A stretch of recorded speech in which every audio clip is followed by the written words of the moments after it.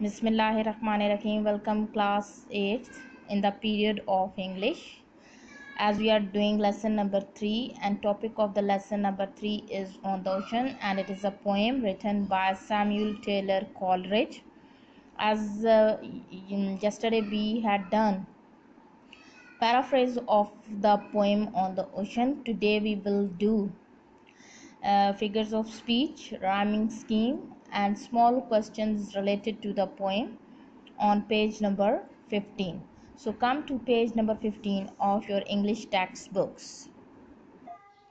First of all we will start with figures of speech. Figures of speech हम किसे कहते हैं कि जो आपके पास लिटरेचर में, ये लिटरेचर का जो हिस्सा है जिसे हम पोएम कहते हैं, पोएम में जो चीज़ बयान करने के लिए टेक्निक यूज़ की जाती है, जो टेक्निक्स यूज़ की जाती हैं वो फिगर्स ऑफ स्पीच कहलाती हैं. जैसे पार्ट्स ऑफ स्पीच होते हैं प्रोज में, नसर में, कि noun, adjective, adverb, pronoun, preposition, ठीक है, इंटरजेक्शन, कंजंक्शन, ये सारे पार्ट्स ऑफ स्पीच कहलाते हैं. इसी तरीके से हमारे पास जब हम पोएम करते हैं तो उसमें फिगर्स ऑफ स्पीच होते हैं. फिगर्स ऑफ स्पीच जो हैं हम उन टेक्निक्स को कहते हैं जिसकी बिना पर हमारे पास पोएम जो है वो ज़्यादा खूबसूरत अंदाज के अंदर जो है वो उसकी प्रेजेंटेशन होती है. ठीक है, एक खूबसूरती जो ज़बान में पैदा करने का तरीका है, पोएम में पैदा करने का तरीका है, उन्हें हम फिगर्स ऑफ स्पीच कहते हैं. आपकी जो पोएम है इसमें दो फिगर्स ऑफ स्पीच जो हैं वो यूटिलाइज किए गए हैं, एक सिमिली है और दूसरा इमेजरी है. सिमिली हम किसे कहते हैं जी? सिमिली कहा जाता है कि जब आपके पास दो चीज़ों को आप कंपेयर करते हैं, ठीक है, एक क्वालिटी की बिना पर, ठीक है, और बीच में एज या लाइक का वर्ड यूज़ करते हैं तो उसे हम सिमिली कहते हैं. ठीक है, जैसे हम कहें Ali is as brave as a lion. ठीक है, इसमें आपने अली और लायन को कंपेयर किया है और उनकी ब्रेवरी को कंपेयर किया, बहादुरी को कंपेयर किया है और बीच में एज का वर्ड यूज़ किया है. और इसी तरीके से अगर हम लोग कहें कि जो है आपके पास आ जाता है कि she is as white as ice. ठीक है, कि दो चीज़ों को कंपेयर करें यहाँ पे, शी को और आइस को. ठीक है, कि दोनों इतनी सफ़ेद हैं जितनी के बर्फ़. ठीक है, तो शी और आइस जो है वो वाइट हैं. ठीक है, तो कंपैरिजन कर रहे हैं ना, जब दो चीज़ों का आप कंपैरिजन करते हैं बीच में एज या लाइक का वर्ड यूज़ करते हैं तो उसे हम सिमिली कहते हैं. ये स्टैंजा नंबर 2 में आप देखेंगे जो वर्स नंबर 3 है वो क्या कहलाती है आपकी?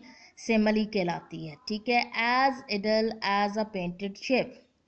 ठीक है, कि हम इतने ही जो है स्लगिश हुए थे, इतने ही लेजी थे, इतने ही काहिल थे जैसे कि एक जो है तस्वीर कदा जो है तस्वीर जिसकी आपने एक शिप जो है उसकी तस्वीर बनाई हुई है, ठीक है, और उसका कोई काम नहीं है, वो पेंट हुआ है. ठीक है, तो इतने वो जितना स्लगिश है इतने ही जो है जो क्रू था, जो लोग सवार थे वो स्लगिश थे. ठीक है, अब हमारे पास आ जाता है पूरी जो पोएम है इसमें आपके पास सिमिली यहाँ पर यूटिलाइज हुई है. उसके बाद इमेजरी हम किसे कहते हैं? दूसरी टेक्निक है इमेजरी. इमेजरी कहते हैं कि जब हमारे सामने किसी सीन को इतने अच्छे अंदाज के अंदर जो है वो क्रिएट किया जाए या प्रेजेंट किया जाए कि हमारी आंखों के सामने वो मूव करना शुरू हो जाए, आपको खुद ब खुद जो है वो चीज़ें नज़र आना शुरू हो जाए. ठीक है, जैसे मैं कहूँ कि द लीव्स आर रसलिंग. ठीक है, कि पत्ते जो हैं वो उनमें सरसराहट पैदा हो रही है या पत्ते सरसराहट पैदा कर रहे हैं. ठीक है, तो ये आप खुद महसूस करना शुरू कर दें, ये सीन आपकी आंखों के सामने चलना शुरू हो जाए तो उसे हम लोग इमेजरी कहेंगे. और इमेजरी भी आपके पास डिफरेंट टाइप्स की होती है, 5 सेंसेस के मुताबिक होती है.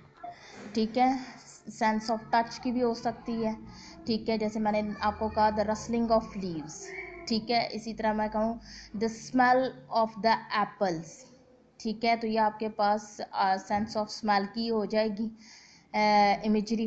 और अगर आपकी आंखों के सामने सीन चलना शुरू हो जाएगा तो ये आपके पास जो है सेंस ऑफ साइट को यूटिलाइज करते हुए इमेजरी हो जाएगी, ठीक है। तो यहाँ पर हमारे पास जो स्टैंजा नंबर 1 है उसमें जो थर्ड वर्स है और फोर्थ है, इसमें आपके पास विजुअल इमेजरी को यूटिलाइज किया गया, विजुअल इमेजरी जिसमें आप सेंस ऑफ साइट को यूटिलाइज कर रहे हैं। Right up above the mast it stand, तो बिल्कुल मस्तूल के ऊपर राइट एंगल पर खड़ा है। No bigger than the moon, कि चांद से भी बड़ा नहीं है, ठीक है।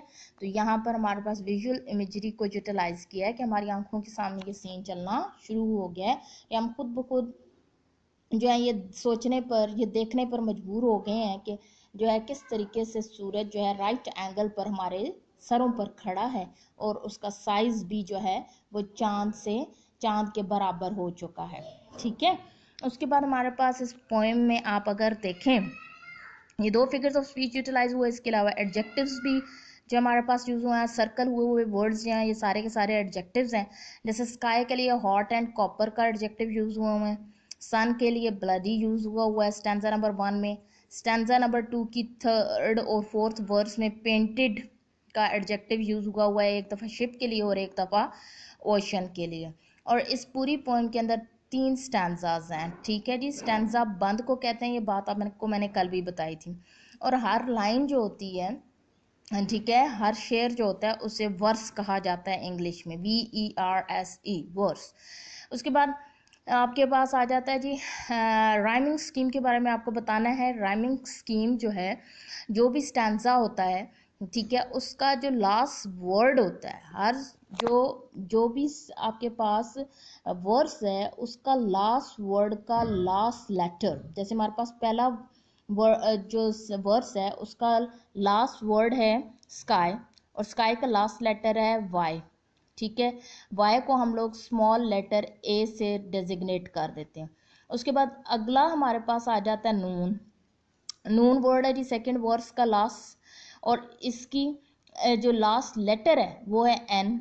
ये वाई से डिफरेंट है, इस वजह से हम इसको बी कह देते हैं। थर्ड वर्स जो है उसका लास्ट वर्ड है स्टैंड, और उसका लास्ट लेटर है डी। ये ऊपर वाले ना जो है ना वाई के साथ मैच करता है ना एन के साथ मैच करता है, तो इसके लिए हम सी लगा देते हैं। उसके बाद फोर्थ वर्स में मून है, और मून के लिए एन का वर्ड यूज हुआ है, मून वर्ड है और लास्ट लेटर इसका एन है, तो हम इसके लिए बी यूज करेंगे क्योंकि ये सेकंड वर्स के साथ मैच कर रहा है। तो हमारी राइमिंग स्कीम फर्स्ट स्टैंजा की क्या बन जाएगी, ABCB। इसी तरीके से सेकंड स्टैंजा में हम चले जाते हैं। सेकंड स्टैंजा जो है उसकी भी राइमिंग स्कीम ABCB है। पहला वर्ड हमारे पास जो आ जाता है वो है डे। फर्स्ट वर्ड्स का लास्ट वर्ड है डे और उसका लास्ट लेटर है वाई। अगला वर्ड है जी सेकंड वर्ड्स का मोशन, और उसका लास्ट लेटर है एन, उसके लगे लगाएंगे बी। थर्ड वर्ड्स का लास्ट वर्ड है शिप, और शिप का लास्ट लेटर है पी, वो भी किसी के साथ मैच नहीं करता, सी। उसके बाद फोर्थ वर्स जो है उसका लास्ट वर्ड ओशन है और लास्ट लेटर एन है, जो मैच कर रहा है सेकंड वर्स के मोशन के साथ, तो हम यहाँ पर क्या लगा देंगे बी। तो हमारी राइमिंग स्कीम बन जाएगी ABCB। लास्ट स्टैंजा जो है वो हमारे पास आ जाता है जी उसमें लास्ट लेटर है जी हमारे पास ए लगा देंगे। उसके बाद अगला हमारे पास आ जाता है श्रिंक। श्रिंक का के है तो उसके लिए हम लोग बी लगा देते हैं। उसके बाद नेक्स्ट वन एवरीवेयर है, अगेन वो मैच कर रहा है ऊपर फर्स्ट वर्स के साथ, तो ए लगा देंगे। और उसके बाद ड्रिंक है और वो अगेन मैच करेगा सेकंड वर्स के साथ बी लगा देंगे। तो राइमिंग स्कीम जो थर्ड हमारे पास स्टैंजा की बनेगी वो A B और AB आ जाएगी। पहले दोनों स्टैंजास की एक दूसरे के साथ मैच करती है ABCB, लेकिन थर्ड स्टैंजा उनसे वरी कर रहा है ABAB। होप सो कि आपको ये सब दोनों बातें मैंने समझाई, figures of speech and rhyming scheme, आपको समझ आई होंगी। और इंशाल्लाह ताला ये जो क्वेश्चन इसके साथ रिलेटेड हैं इनको हम एक्सरसाइज के क्वेश्चन आंसर्स के साथ करेंगे। Thank you.